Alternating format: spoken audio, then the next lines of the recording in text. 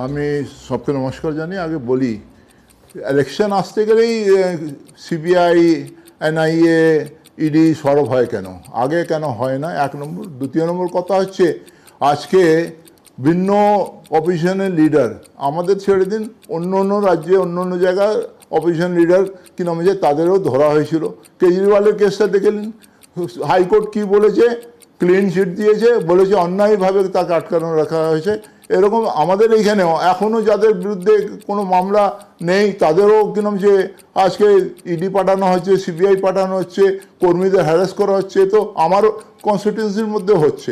আজকে তৃণমূল কংগ্রেস আজকে যেহেতু তাদের সঙ্গে বিজেপি পারছে না, তার সঙ্গী হিসাবে আজকে যেরকম ইডি আছে, সিবিআই আছে, এনআইএ আছে, তার সঙ্গে ইলেকশন কমিশন যোগদান করেছে। কিন্তু একটা জিনিস ঠিক, বাংলার মানুষ তাদের সফল হতে দেবে না, এবং বাংলার মানুষ আজকে আমাদের পক্ষে আছে, এবং বাংলার মানুষ 4 তারিখে তার উত্তরটা দিয়ে দেবে। যতই আপনি সিবিআই করুন, যতই ইডি করুন, কিছুই হবে না।